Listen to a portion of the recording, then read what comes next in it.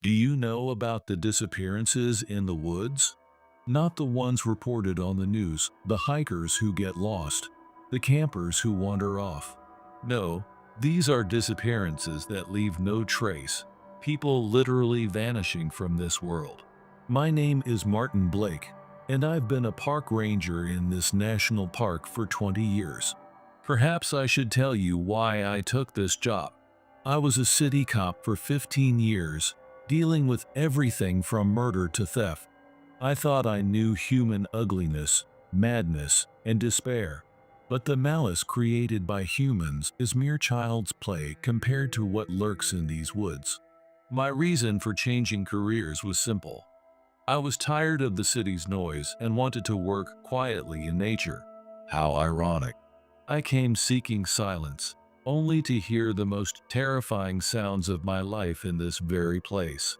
What I'm about to tell you are the 3 rules that govern these woods. If you could live without knowing them, that would be for the best. But once you hear this story, you too will know the rules. And once known, you can no longer escape the forest's watch. It all started in my first year on the job. Even then, this forest was taking people in ways that defied explanation. People vanishing, without reason, without a trace, without hope. They simply disappear. At first, I thought it was statistical error. Inexperienced hikers, reckless campers. It's not uncommon for people to die in the wilderness. But the disappearances here are different. Veterans of 20 years vanishing on trails they've walked hundreds of times. Their gear is left behind. Backpacks, water bottles, sleeping bags, everything is right where it was left. But the person is gone. In my first year alone, I filed 17 missing person reports. The annual average for a national forest of comparable size is 3 to 4. My supervisor, Chief Reynolds, tried to dismiss it as rookie confusion, but the numbers didn't lie, and the pattern couldn't be denied. What made these cases truly bizarre was the condition of the abandoned belongings. They were as if they'd been in use mere minutes before. A water bottle half empty with the cap off. A map spread open, current location marked in pencil. Signs of meals being prepared. In one case, a backpack was found with a knife still stuck in a half-cut apple, the juice still wet. There was never any sign of a struggle. No reports from other campers hearing screams. No bloodstains, no torn clothing, no signs of animal attacks. People simply ceased to exist from one moment to the next. Over the years, I've come to understand that this forest operates by laws unrelated to our understanding of reality. Logic doesn't apply. Common sense doesn't either. Something in these woods follows its own rules, and sometimes those rules demand that people be taken. Without explanation, without warning. The forest watches. The forest chooses. The forest takes. I've learned these 3 fundamental rules. I learned the first rule 10 years ago, during a summer of record-breaking heat. The Henderson family was a typical Minneapolis family: mother, father, and 6-year-old Emma.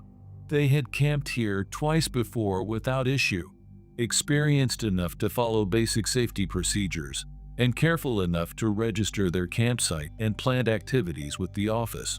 Emma vanished on their second night. When a child goes missing in the wilderness, we have procedures. Immediate deployment of search and rescue teams, helicopters, search dogs, volunteer networks. For a 6-year-old, 47 people were involved in the search within 2 hours. 3 helicopters with thermal imaging. 4 search dogs with handlers who had found missing persons in 3 states. The dog's behavior was the first sign of something unusual. Instead of tracking Emma's scent from the campsite, all 4 dogs exhibited the same unsettling behavior. As they approached the northern edge of the search area, they would suddenly stop. Their fur would bristle, they'd start to whimper, and then they'd bark frantically towards the north. No amount of coaxing could make them advance in that direction. Carl Morrison, our most experienced dog handler with 30 years of search and rescue, told me he'd never seen anything like it. It's like they're terrified. He said. But what are they terrified of? We found Emma 4 days later, in a clearing 3 miles north of where the dogs refused to go. She was standing upright in the center of the clearing, completely still, staring straight ahead. Her clothes were dirty and torn, and her arms had scratches from thorns, but she appeared physically unharmed. She didn't respond when I called her name. She didn't respond when her parents ran across the clearing, crying and shouting. She just stood there, staring at something only she could see.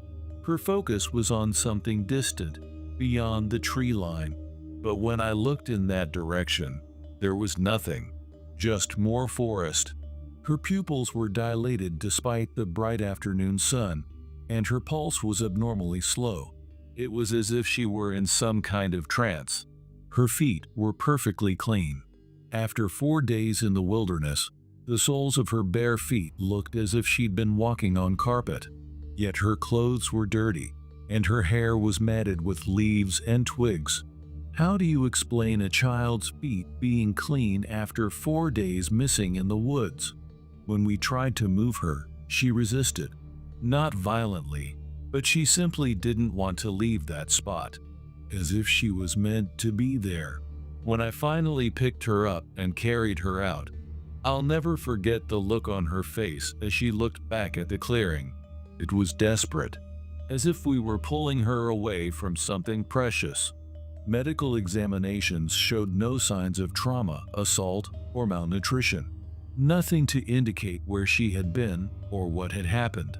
And Emma herself couldn't answer, or wouldn't.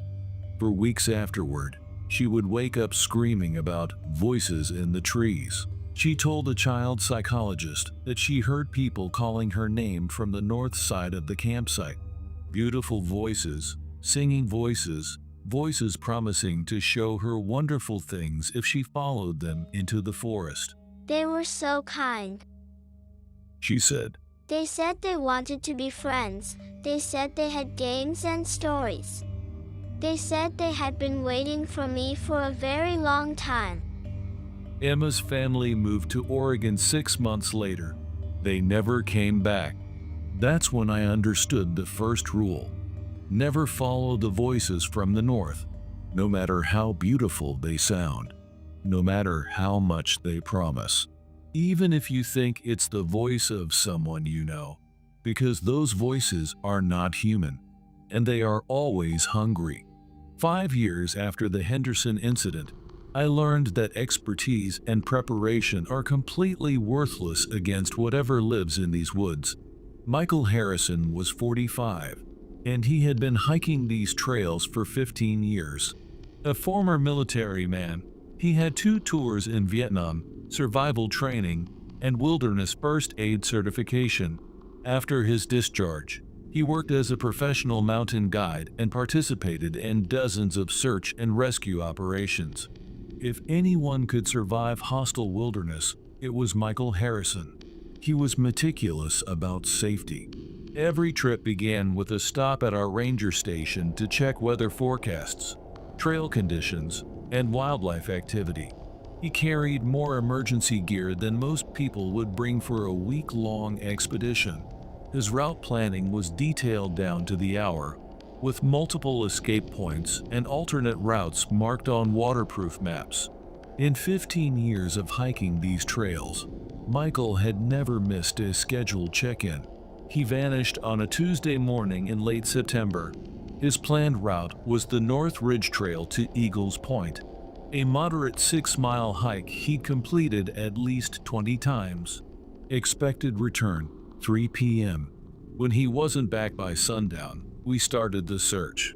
The next morning, we found his backpack, 3 miles into his planned route. It was carefully propped against a large oak tree, as if someone had intentionally placed it there for us to find. The contents were pristine. Everything Michael brought was there: water, food, first aid kit, emergency shelter, GPS device, even his wallet and car keys. But everything was too perfectly organized. Spare clothes folded with military precision. Emergency rations sorted by expiration date. First aid supplies arranged like a medical display. Michael was organized, but it was as if someone else had arranged his belongings. Someone who wanted to show us exactly what they had taken from him. At the bottom of the pack, we found his hiking journal. The last entry was from that morning. Clear skies. North Ridge Trail as planned. 1500 ETA. A standard entry in Michael's careful handwriting. Clear skies. North Ridge Trail as planned. 1500 ETA. A standard entry in Michael's careful handwriting. But below it, in a completely different hand, someone had written, "They are calling him home. They are calling him home." We never found Michael Harrison. Other than that backpack, we found no trace of him. The trail simply ended where we found his gear, as if he had vanished into thin air. The handwriting in the journal didn't match anyone in our missing persons database. We had it analyzed by state police forensic specialists. It wasn't Michael's handwriting, but whose was it? And how did someone else write in his journal? This is the second rule. Experience is useless. Knowledge is useless. Preparation is useless. When this forest decides to take you, survival skills won't save you. Experience won't protect you. Caution doesn't matter. The forest chooses who it wants. And when it calls your name, all expertise becomes worthless. An incident last year made me understand the true horror of the forest. A group of 4 college students, all experienced outdoorsmen, setting up camp 6 miles downriver. 3 days later, only one of them stumbled into the ranger station. His name was David Cole. His clothes were torn, and he was covered in mud. But more terrifying than his physical state was his expression. He was trembling uncontrollably with fear, repeating the same words over and over. It took them. It took them. It took an hour to calm him down.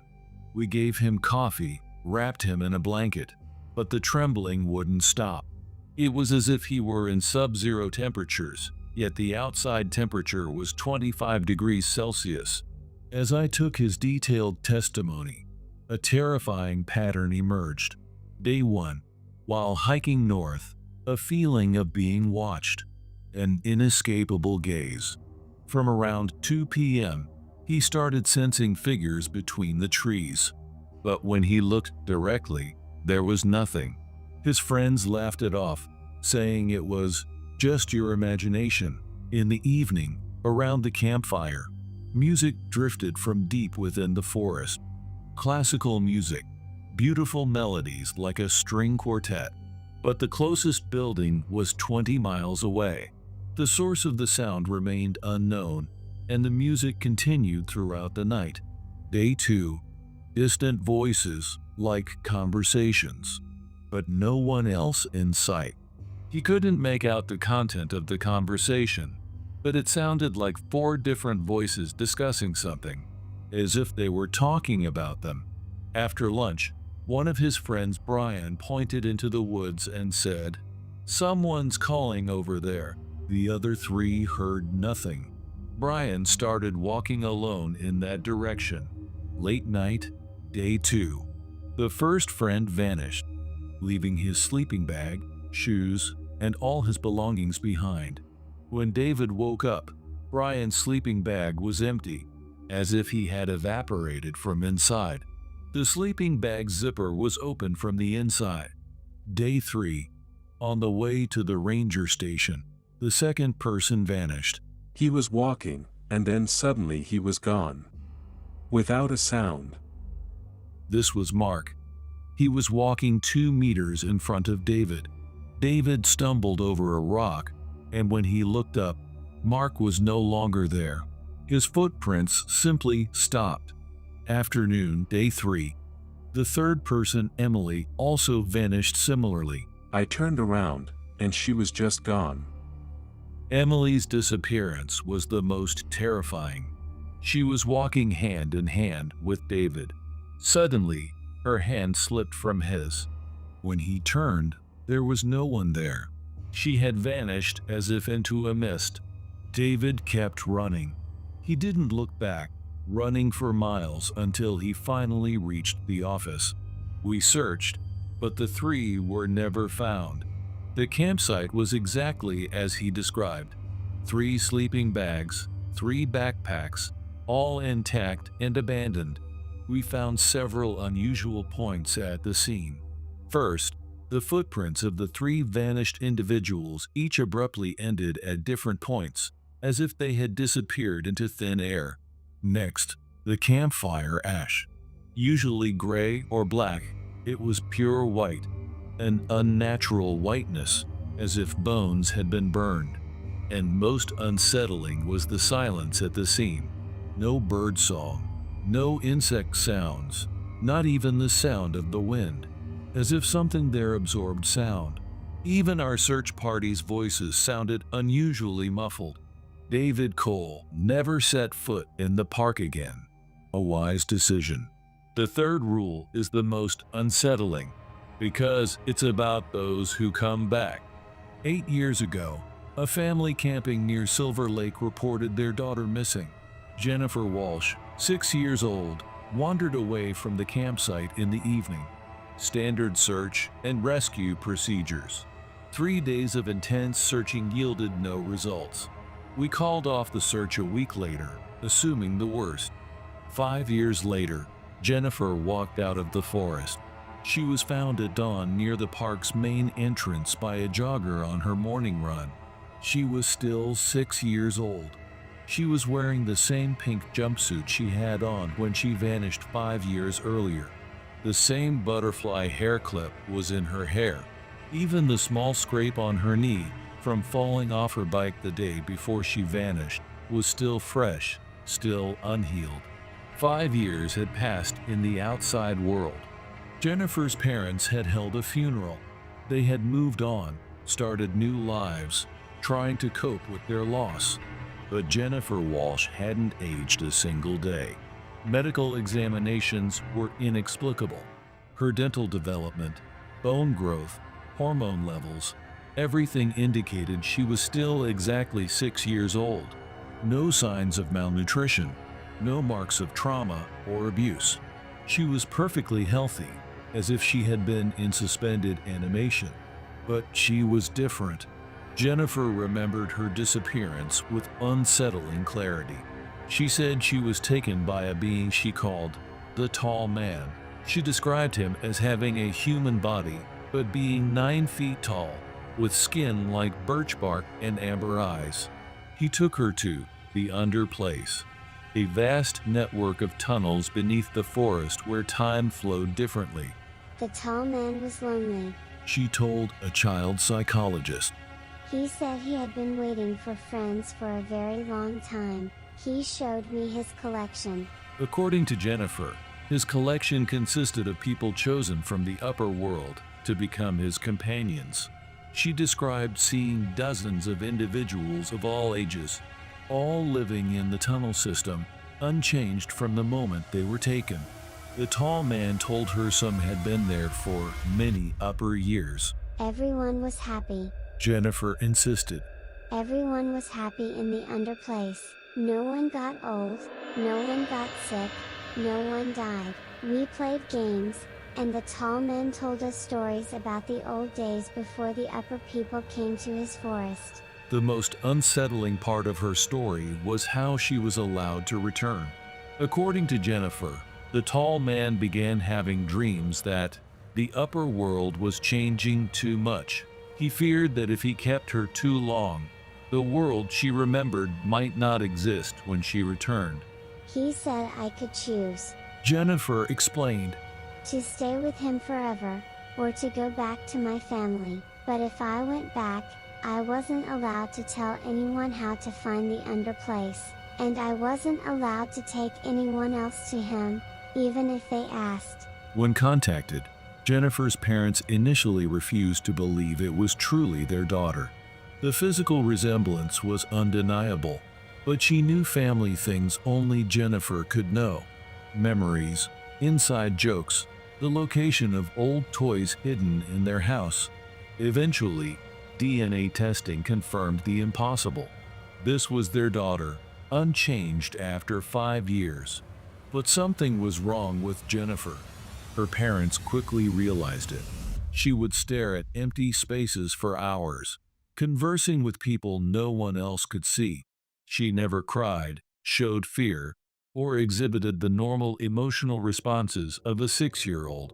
When asked about her invisible friends, she said she was talking to the others. The others? The ones who chose to stay. They visit me sometimes. They want to know about the upper world. Jennifer also exhibited knowledge a 6-year-old shouldn't possess.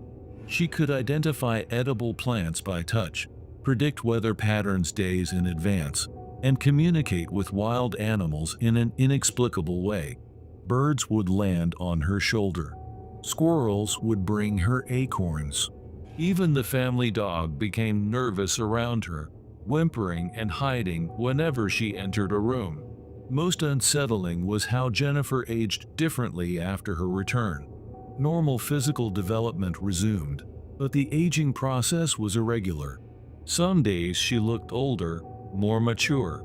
Other days she regressed to pre-disappearance behavioral patterns. It was as if time couldn't decide how old she should be. The family moved to California within 6 months. They changed their names and cut off all contact with their previous life. I never learned what happened to Jennifer Walsh, but I have my suspicions. People who return from the forest bring something back with them. A piece of what exists in the dark places beneath our world. They are no longer entirely human, no longer entirely of our reality. This is the third rule. Those who return are changed forever. They bring the forest back with them. And once touched by that place, you can never fully escape its influence. The question isn't whether they're still human. The question is, what are they now? Beyond the rules, there are other inexplicable phenomena in this forest. The Johnson family's testimony is one of the most chilling I've ever heard. At 2 a.m., 3 figures appeared in front of their campfire. Abnormally pale, tall, with unblinking black eyes. They walked slowly around the fire, their smiles unnaturally wide. According to Tom, the father, they were about 2.5 meters tall. Their limbs were abnormally long, bending unnaturally as if they had more joints than normal.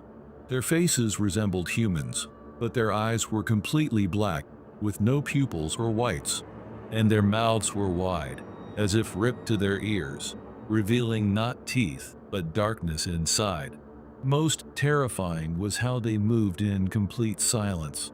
No footsteps, no rustling of clothes, as if they weren't touching the ground.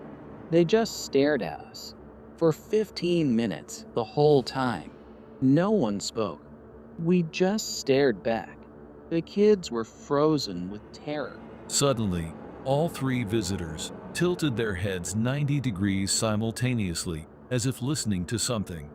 Then, they all pointed into the depths of the forest and vanished. The family abandoned their belongings and fled to their car. A site investigation the next morning found no trace. After the Johnson family's testimony, I re-examined past reports. I found several similar sightings. 2018. A solo camper reported white figures dancing outside his tent late at night. He heard no music but said they moved rhythmically. It continued until morning. 2020. A couple hiking testified to witnessing a meeting of tall, white people in the forest. They stood in a circle, facing each other in silence. When discovered, they all turned at once and vanished simultaneously. 2021. A local hunter reported seeing abnormally tall white figures walking with a herd of deer before dawn. The deer showed no alarm at all. What all witnesses had in common was that they did not feel hostile. Terrifying, yes, but not aggressive, as if they were merely observing. And then there's the story of the staircase. Deep within the forest, in places where there are no structures or buildings, a staircase suddenly appears. Old, new, made of various materials, but they all share one commonality. You should never climb them. I myself have witnessed this staircase 3 times. The first time was 10 years ago. It was a Victorian-style marble staircase, about 15 steps, with intricately carved railings, but the top was enveloped in mist, making it impossible to see what lay beyond. The area around the staircase was unnaturally silent. No birds or insects approached. The second time was 5 years ago. This time it was made of modern concrete.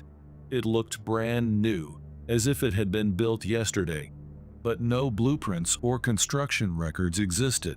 Faint music could be heard from the top of the stairs, an elegant melody like a waltz. The third time was last year. An old wooden staircase, looking as if it had been removed from a derelict house. The planks were rotting and creaked, yet it seemed somehow safe, as if it were inviting me. This time, I almost climbed it. My feet moved on their own, walking towards the staircase. I managed to keep my sanity and turn back, but I'll never forget the strength of that temptation. Testimonies from those who climbed. They lose their sense of direction at the top and find themselves in a different location when they descend. The fortunate ones return in a few hours to a few days, but the unlucky ones never return. Rebecca Smith, one of the few survivors who climbed the stairs, testified. There were 30 steps. As I climbed, the surrounding scenery changed. At first, it was the forest, but then it became a landscape I'd never seen before. Blue sky, purple grasslands, 2 suns. At the top, there was a door. A white wooden door. I heard a knocking sound from inside, and a voice said, "Come in." But I didn't know who the voice belonged to. When I opened the door, it was my childhood home. My deceased grandmother was standing in the kitchen, baking my favorite cookies. She smiled and said, "Welcome home." But something was off. My grandmother's eyes were too black. Shadows stretched in the wrong direction. The clock hands were moving backward. I panicked, slammed the door shut, and ran down the stairs. When I came to, I was on the shore of a lake 50 miles from the park entrance. 3 days had passed. Rebecca subsequently began experiencing frequent hallucinations. Deceased relatives would appear, whispering, "Come back." She's receiving psychiatric treatment, but there are no signs of improvement. There's an area in the park called the Dead Zone, a place where compasses go haywire and GPS signals cut out. Even the flow of time is abnormal. 5 years ago, a physics team from the State University tried to investigate this phenomenon.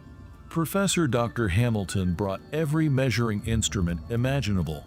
For electromagnetic waves, gravitational anomalies, radiation levels.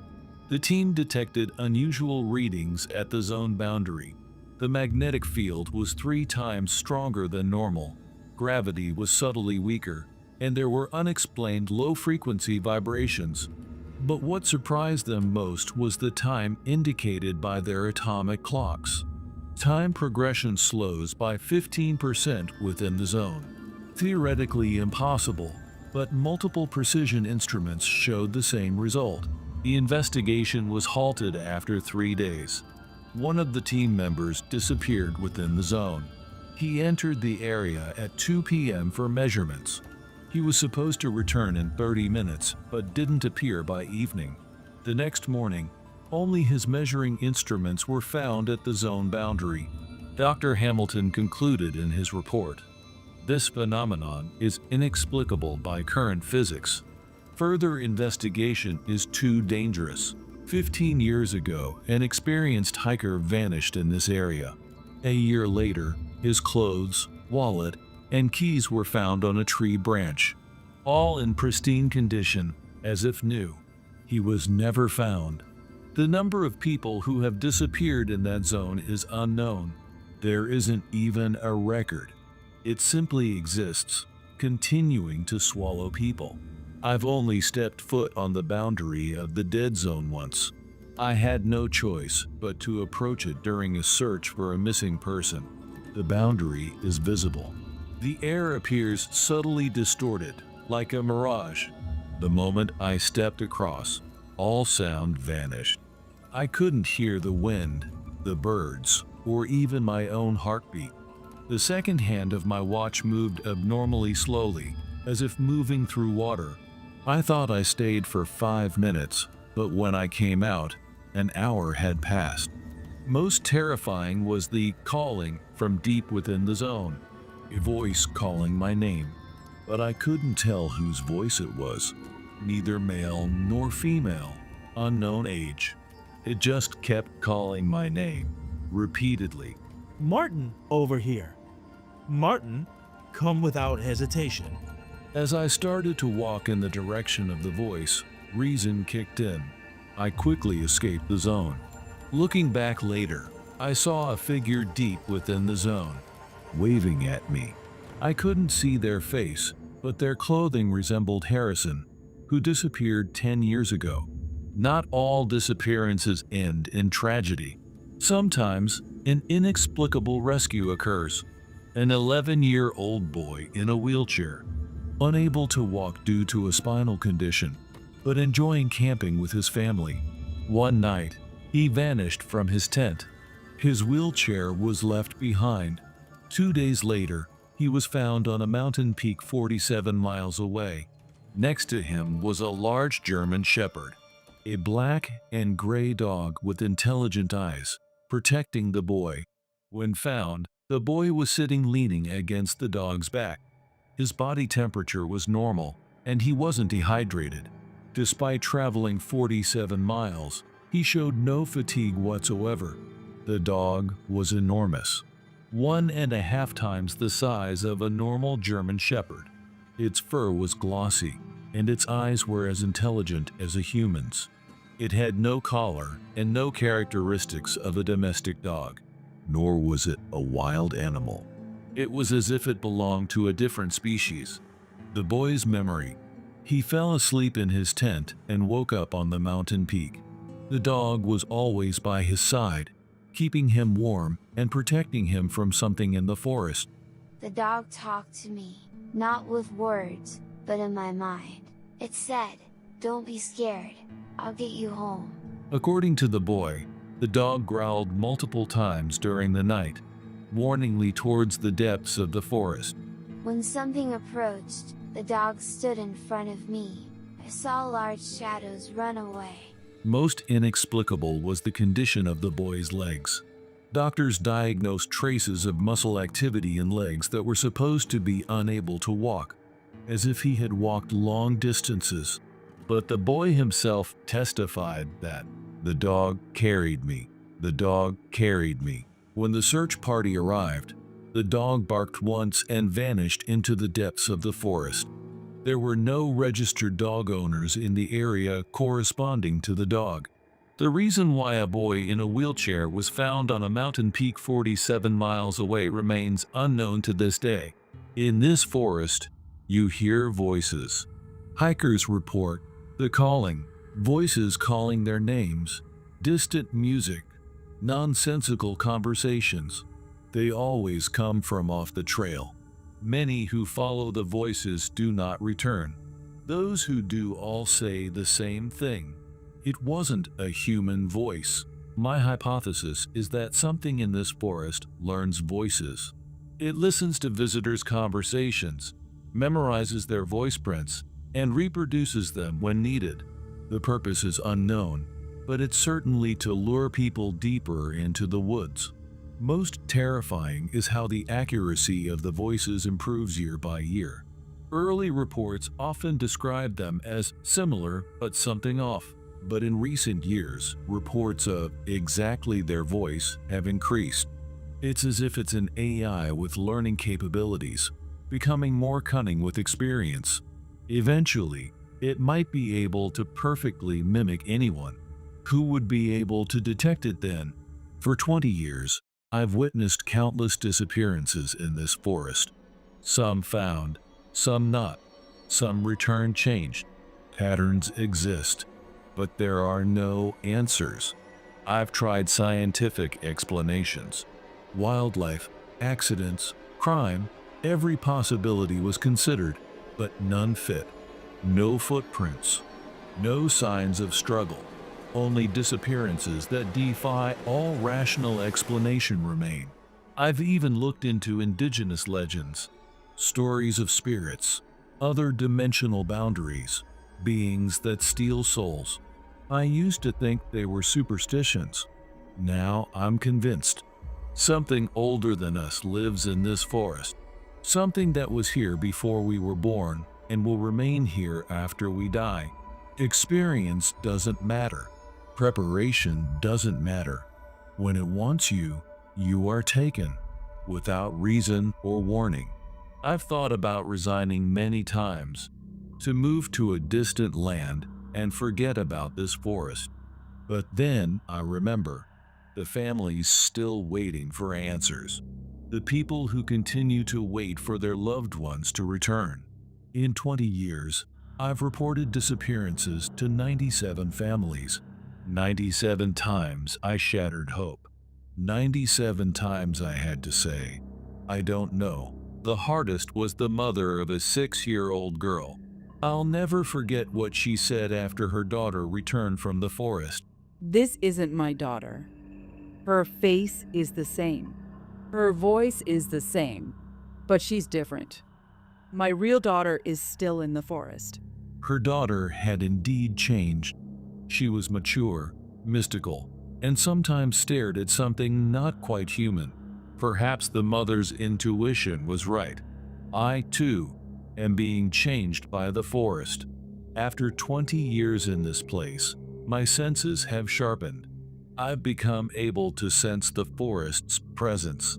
Dangerous days, safe days, days when something is active. Sometimes I wake up in the middle of the night and hear a calling from the direction of the forest, a voice calling my name. Sometimes in my deceased wife's voice, sometimes in the voice of a childhood friend, but I never answer. I close the curtains, cover my ears, and wait until morning. Still, the temptation grows stronger. One day, I might succumb. That's why I stay, patrolling the same trails, hoping that one day an answer will be found. I've witnessed many things in this forest that defy logic. There are stories from other rangers too, chilling experiences whispered during night shifts. Some of them are true. Reynolds was my predecessor. He worked in this forest for 30 years and retired just before I took over. During the handover, in a drunken state, he told me the truth. Something's in this forest. I've seen it, touched it, talked to it. At first, I thought it was hallucinations. But you don't see the same hallucination every year for 30 years. According to Reynolds, there's a gathering place for them deep in the forest. On full moon nights, white figures stand in a circle for hours in silence. Sometimes, new faces join them, the faces of the disappeared. They watched me. For 30 years, they did. But they never laid a hand on me. I don't know why. Maybe they understood I was a protector of the forest. My current colleague, Jim, has also experienced anomalies. He claims to have seen a band of shadows during a night patrol. There were over 20 of them. Humanoid in shape, but only shadows. No substance. They were moving through the forest as if searching for something. When they found me, they all turned at once. No faces, but I knew they were staring. Jim fled to his car. The shadows didn't pursue him, but surrounded his vehicle. After observing for about an hour, they vanished like mist. They're not human, but they're intelligent. They act with purpose. During late-night patrols, when the forest falls unnaturally silent, I sometimes feel it. A gaze. A presence. Something I can't see, but is undeniably there. Something waiting deep within the forest. Last night, I had another terrifying experience in the forest. During my 2M patrol, I witnessed an unusual light on the northern trail. A pale, pulsating light moving between the trees. I stopped my vehicle and approached with my flashlight. The light was floating in the air, about 3 meters above the ground, slowly rotating. Not a sphere, but a more complex shape, like a geometric crystal. Around the light, I saw figures, about 5 of them, humanoid forms dressed in white, but their faces were invisible. They stood surrounding the light, as if performing some ritual. As I approached, one of the figures turned. It had no face, not a blank face, but darkness where a face should be, and a voice echoed in my head. Martin Blake, you have worked well for 20 years. Don't you think it's time for a rest? I quickly backed away, but my feet tangled and I fell. As I tried to stand, the figures surrounded me. I felt a strange sense of calm, not fear. There's no need to be afraid. No pain. Just sleep. A long, long sleep. Just then, I heard the distant sound of a siren. It was a radio call from headquarters. With the sound, the figures vanished. The light also disappeared, and I stood alone in the darkness. Perhaps one day, it will be my turn to disappear. No matter how experienced I am, no matter how prepared. When it wants me, I will be taken. When that happens, I hope someone like me will tell my story. Epilogue. You now know the rules of the forest. Rule 1. If you hear voices from the north, never follow them. Rule 2. Experience and knowledge are powerless before the forest. Rule 3. Those who return from the forest are no longer the same people. Knowledge is a curse.